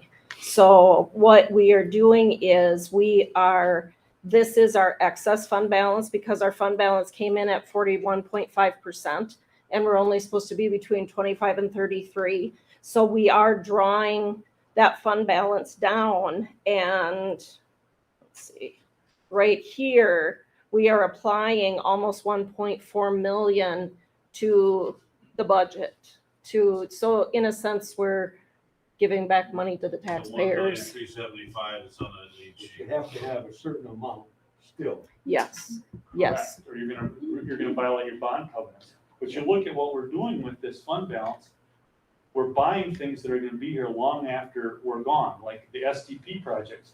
That's an 80-20 split. So take 300,000 and divide that by 20%, whatever that gives you, that's the gross amount of drawdown that we would get from federal dollars. So things like the bridge and the culverts that we're putting in are gonna be, we're not using them for payroll, we're using them for things that are gonna be long-lived assets, they're gonna be here long after this goes on. The same way with remodeling at Ann Street School, the asbestos we had to do, and look at the money we're gonna be putting perhaps into the upgrading the sheriff. That's a 15-year project. That stuff's gonna be here 15 years from now. The microwave system is 13 or 14 years old. So that's some of the things that we're looking at replacing. So I always look at what we're gonna do with that, not just what we are, but what is it bias for the future. Any further questions? Thanks, Jeff. Thanks, Jody. Good job. We'll have another meeting, of course, on November 1st at 6 o'clock. Okay, item number 12. That's the zoning ordinance, rezoning ordinance amendment, Town of Maple Plains, Stan and Lindy Crossett. Can I get a motion to approve that? Motion by Supervisor Rogers, seconded by Supervisor Stradle. Are there any questions on that? It's pages 35 and 36 of your packet. No questions? All in favor of approving that motion, zoning ordinance, indicate by saying aye. Aye. Opposed by the same sign? That motion's carried. Item number 13, resolution authorizing purchase of audio equipment from Audio Architects for improvements to the Veterans Memorial Auditorium. What do we have, about 65,000 or so is estimated at? The price is now up to 80 grand. And if we don't do it now, it could be 95 or 100 the next time we talk about They're it. expecting a 25% increase after the 1st of November. That's what he told me. And And they're 14-week or 18-week lead times. And Jeff's getting a little, it's risky. Well, we already approved, we're gonna approve this auditorium, so I mean, and it's only prudent to get that audio equipment here locked in and ready to go. Okay, a motion by Supervisor Skinner, seconded by Supervisor Mullen to pass that resolution. Now, this will take a 2/3 vote, and we'll have to do it by roll call. But is there any questions on that motion? Not, please roll call vote.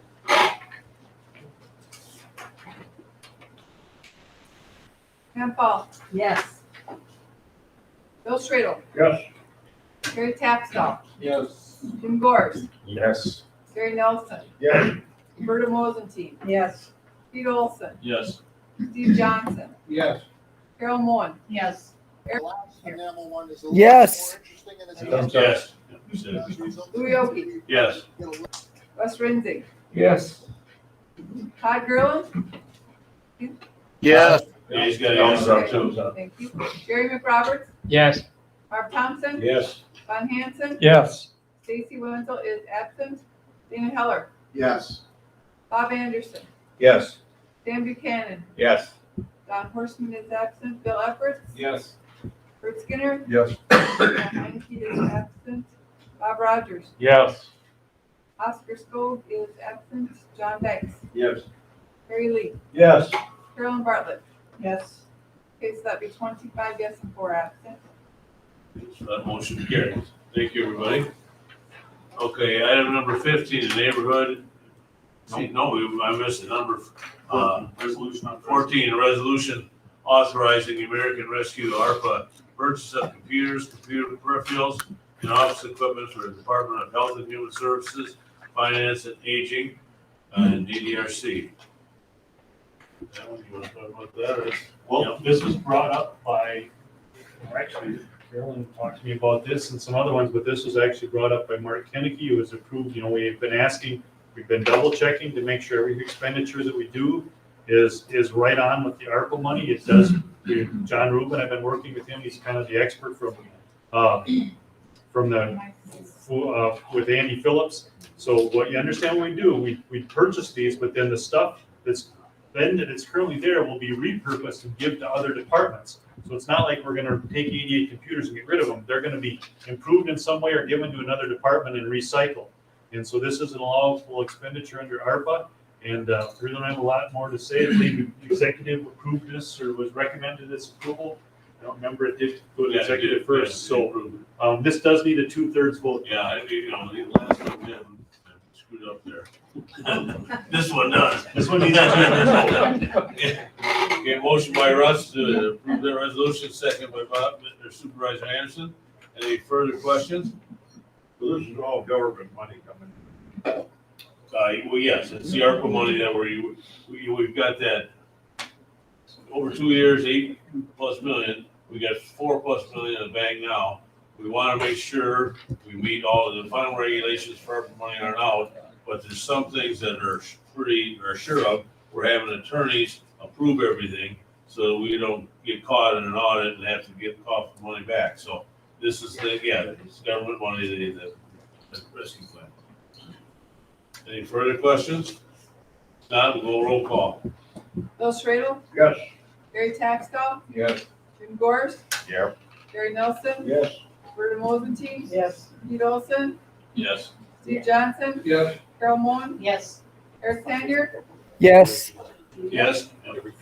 Louis Oki, Yes. Russ Lindsay, Yes. Todd Gerlin, Yes. Yes. Gary McRoberts, Yes. Mark Thompson, Yes. Bud Hanson, Yep. Casey Zapper, Dana Heller, Yes. Bob Anderson, Yes. Ned Buchanan, Yes. John Horstman's absent, Bill Effort, Yes. Bert Skinner, Yes. Dale is absent, Bob Rogers, Yes. Oscar's absent, John Banks, Yes. Terry Lee, Yes. Carolyn Bartlett, Yes. Sam Paul. Yes. Okay, we have our same 25 yes and 4 absent. Okay, so that motion carries.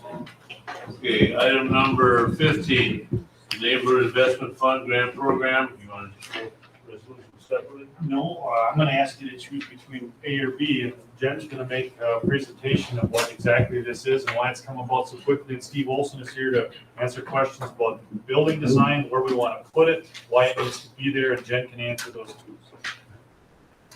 All right, good evening, thank you. So we're just gonna talk a little bit about the grant and what we're thinking about with this grant.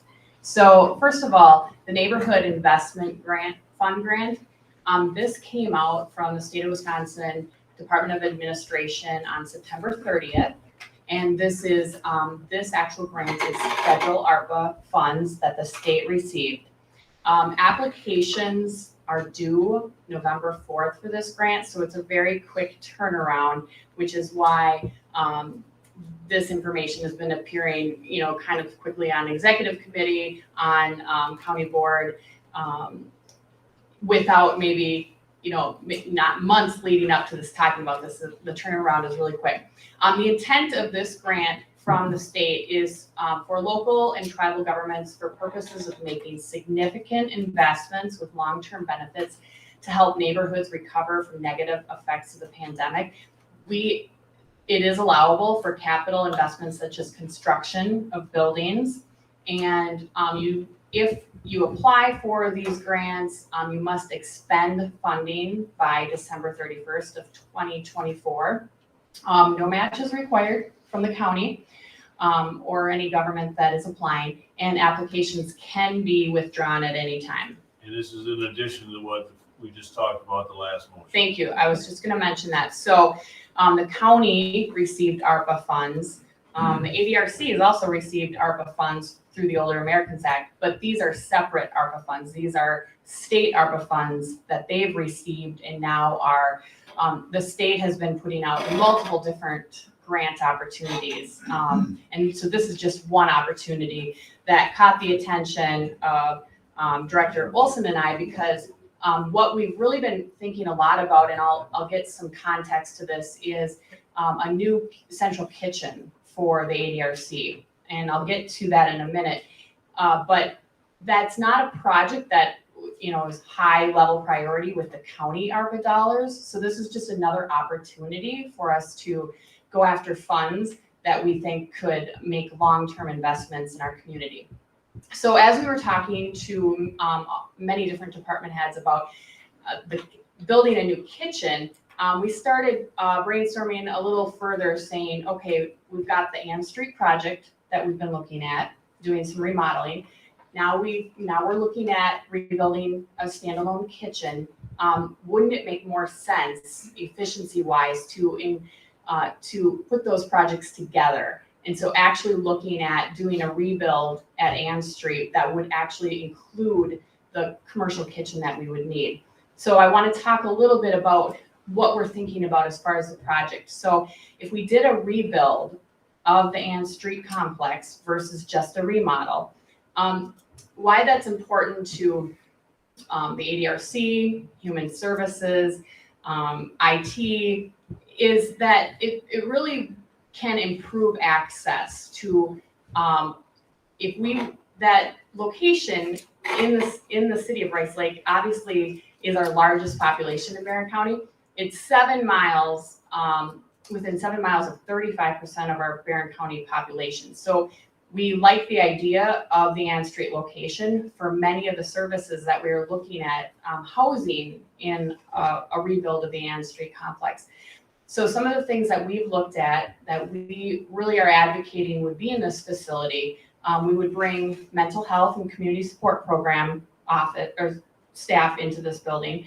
Currently, and I know Stacy is here, she can talk to this too, but currently they are renting space at another location, so that would bring those staff to a county-owned facility. Improved access for the WIC program, so currently they do offer clinics at Hart Island, so we could bring that to that location. The ADRC, we have a respite program, Daybreak. Right now, we have 2 different locations in the county that they go to, not in county-owned spaces, so that program could be housed at this location. And of course, something I'm going to talk a little bit more is a new commercial kitchen in this space. Right now, we operate at Ventures in Cameron, essentially a rented situation, more so because we're helping pay utilities to that facility. But the issue that we're coming up against is that our capacity is, I mean, we're really hitting our capacity, and I'll talk about that.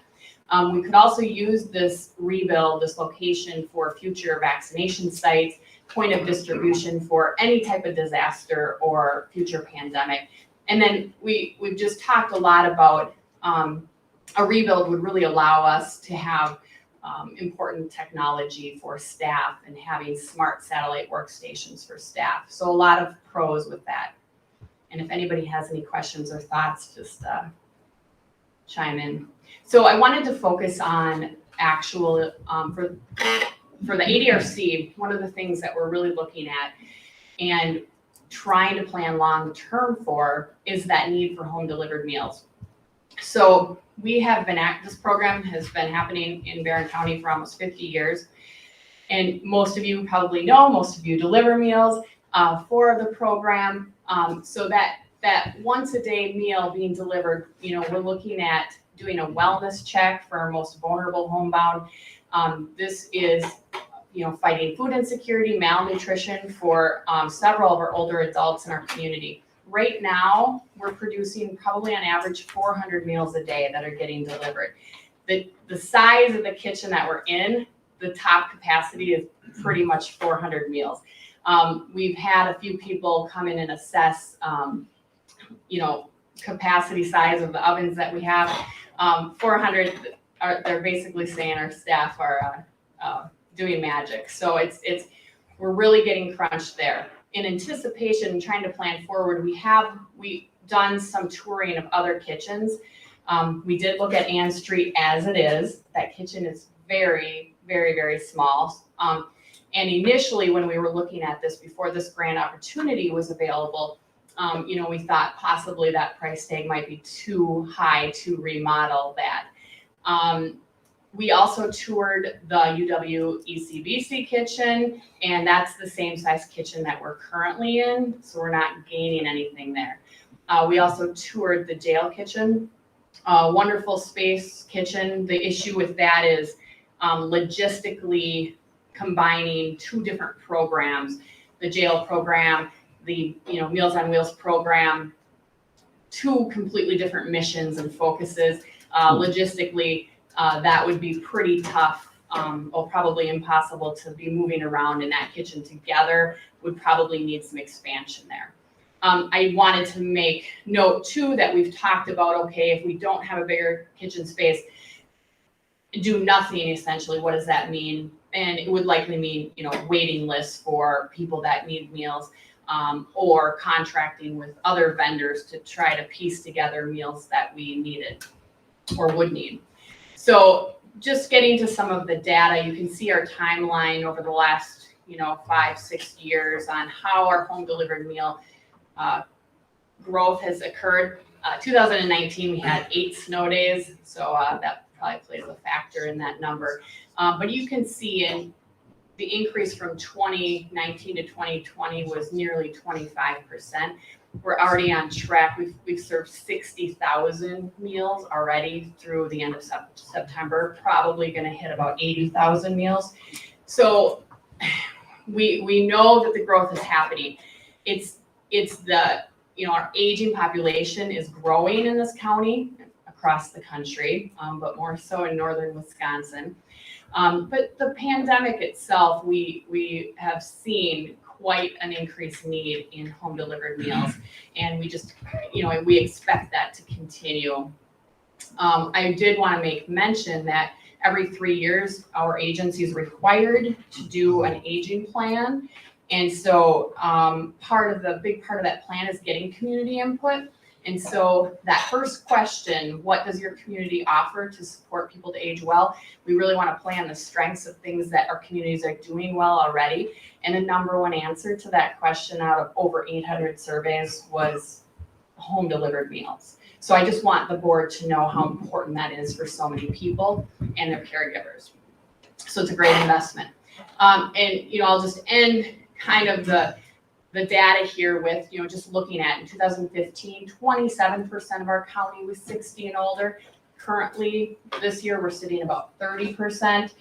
Projections are by 2040, 40% of our county is 60 and over.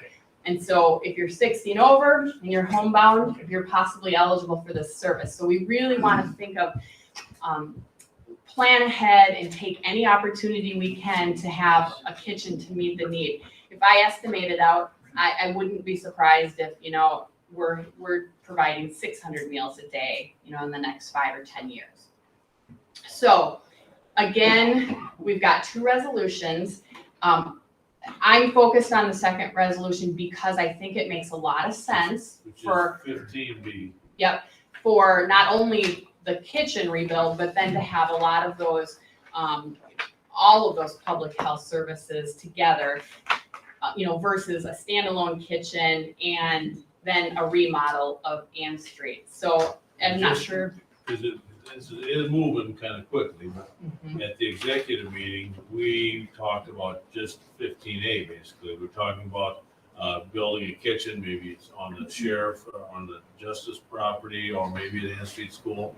But it was just talking about 15A, it's just constructing a kitchen. As they talk with department heads, administration and that, and with the money that's coming in and with the talk of the state funds, and we're working with our Steve Olson, they came up with the idea, hey, let's go for the grant. It's 100%. Why not get a brand new building, which is going to be smaller than the Ann Street School and the kitchen combined? It's a good use of the dollars, and it's Rice Lake's a good focal point to distribute those services. So this was all news to me since the executive meeting as well. So, but all we're doing is with the resolution 15B is asking you to approve Jennifer and Steve to go ahead, and then let's apply for the grant and see what happens. And if we don't get the money, well, we'll be talking. So Yep.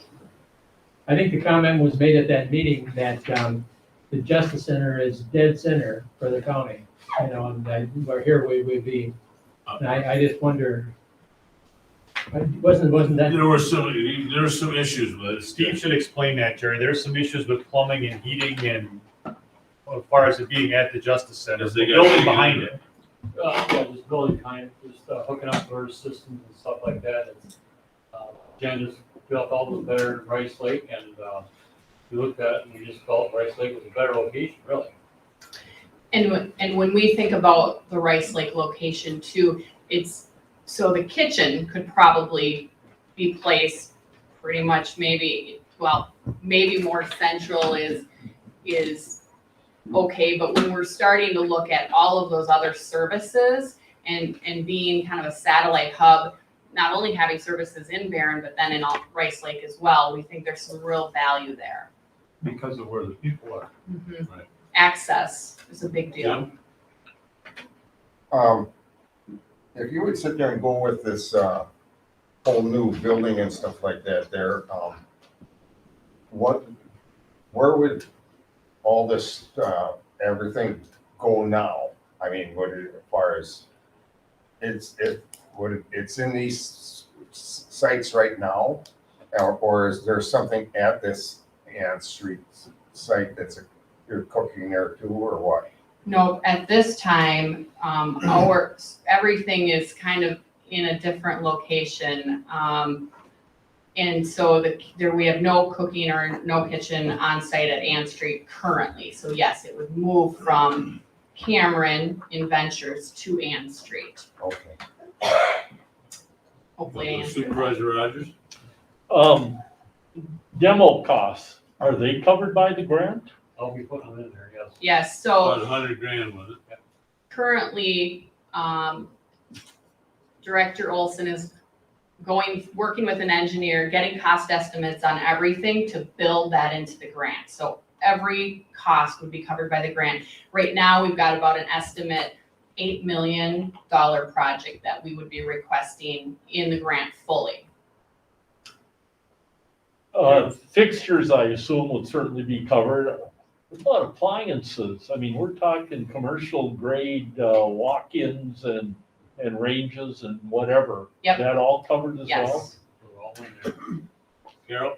Is there any fee in applying for the grant? No, Okay, so we have nothing to lose. correct. Their time is all. Derek? You said we're spread all over the place now. What other functions or other places that would be moving into it besides the Meals at Ventures?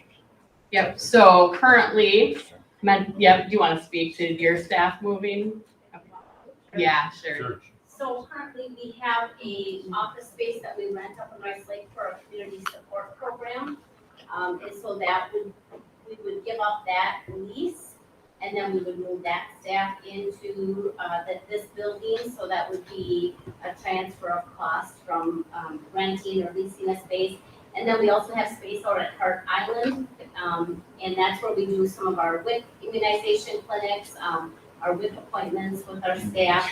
Those would be primary things that we would be looking at moving into this building, as well as some cooperative efforts that we do with the fluoride program through public health, reproductive health. We've got a cooperative agreement with UW-ECBC for reproductive health programming, so we'd be consolidating those programs for the Department of Health and Human Services into there. You do Daybreak at the senior center too, right? The ADRC does that at a couple of churches. That would be also moved there. Correct. Yep, so as far as the ADRC goes, our kitchen would be moved from Ventures to this location. And then Daybreak actually is in the community at a church in Barron and a senior center in Rice Lake, and we would move that to one location. Right now, staff have two locations that they're trying to run that programming. So it would be really nice for the respite program and those that attend that respite program to have some consistency in one location. Funky? Yes. I think that with the electronics way the world is going, we need to be in one place. So when it's shifted from here over to there, it's there instead of going to 5 different places and trying to make this all work. That's my opinion. Would Ann Street go away, or would Ann Street be added on to, and this grant would go away? On 15B, goes away. Yeah.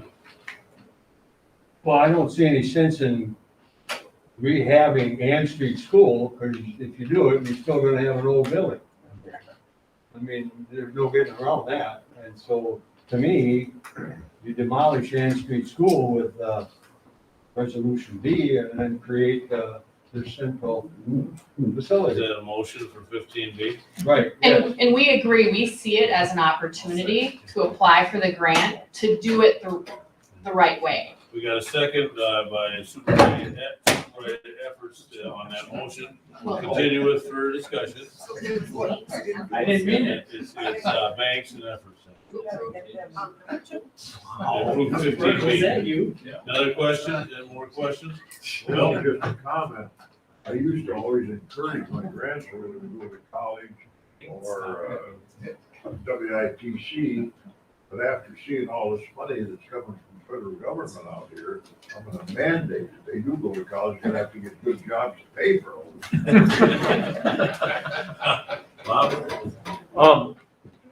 this.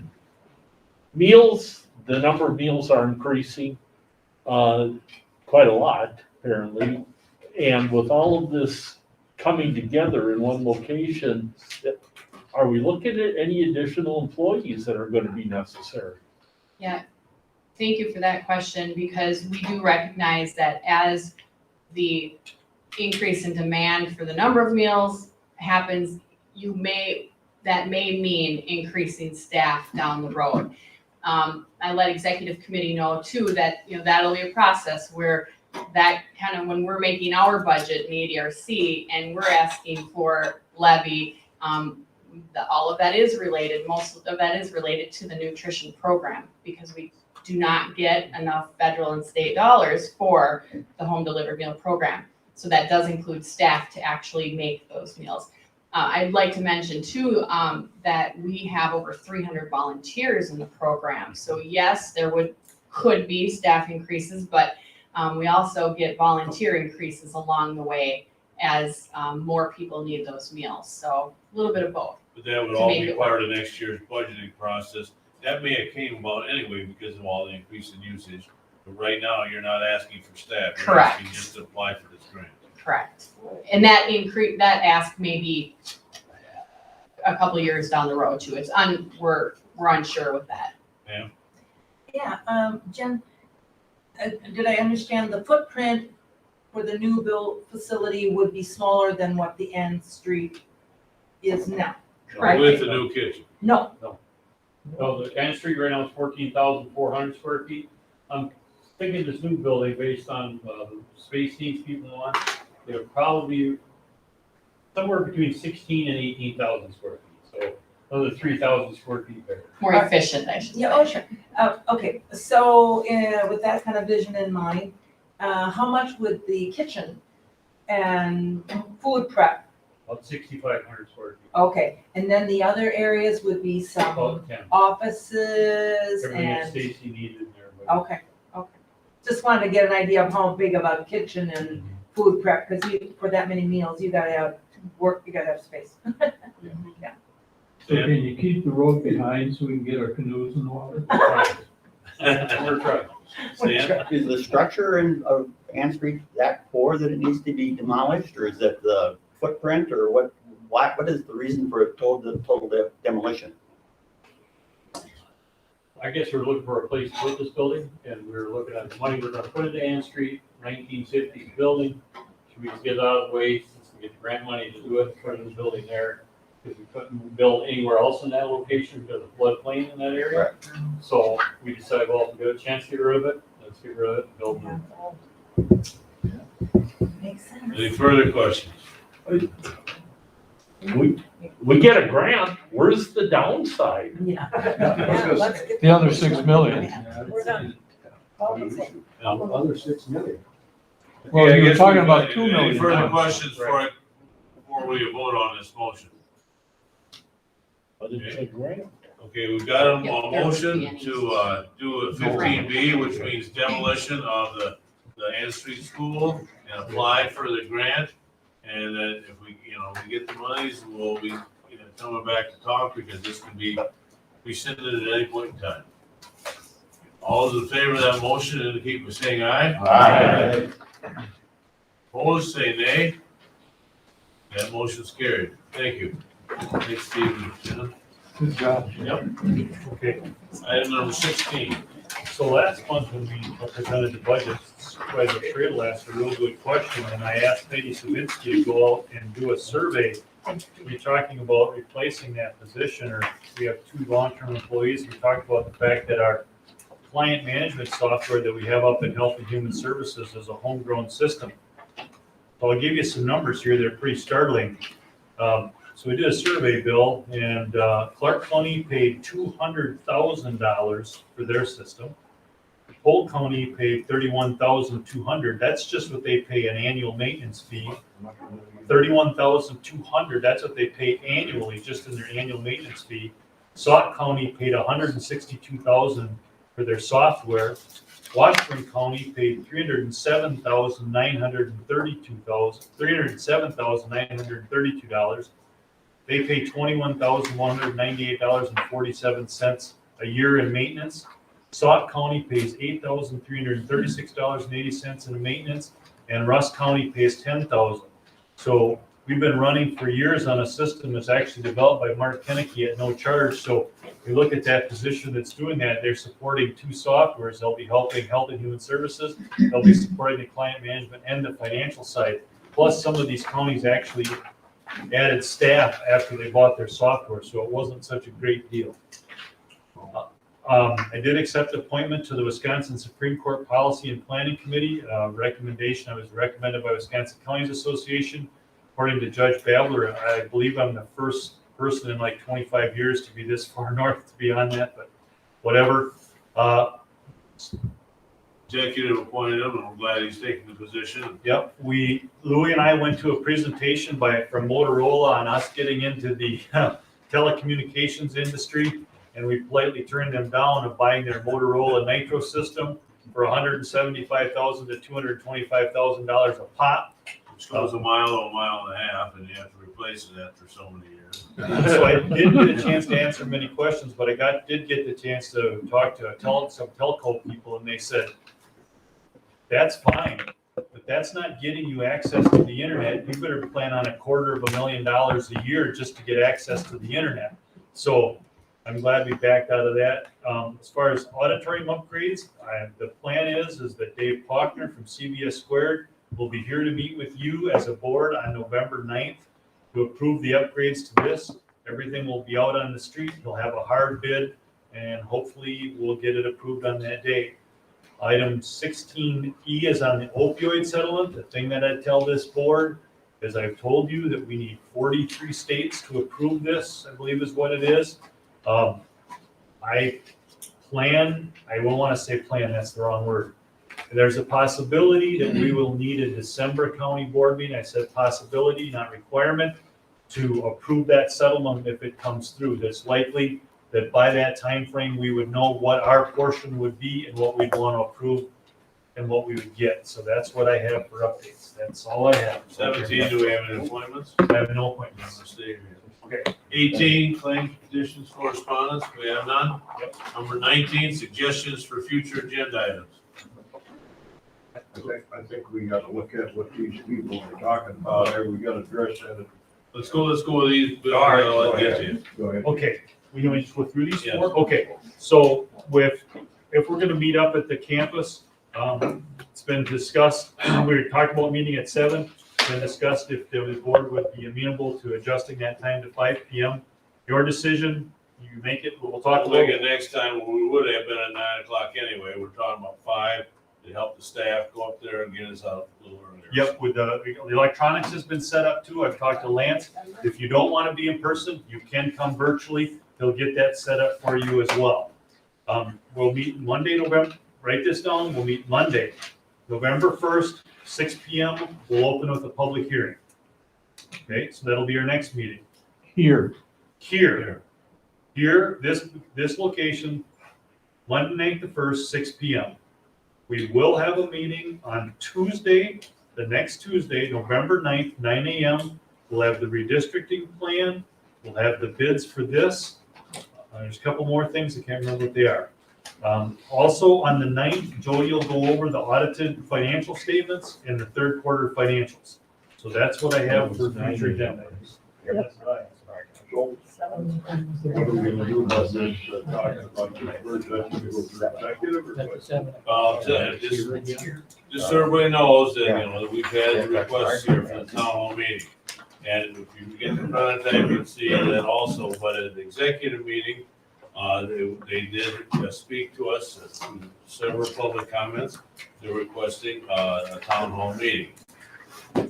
What I said wasn't always the nicest comment, but what I was basically saying is that they have other items they want to talk about. I've heard through the grapevine, it's the Second Amendment again, there's other things. I personally felt it would not be a productive meeting. I thought they're gonna air their laundry, we're gonna air ours. I don't see that we're gonna agree.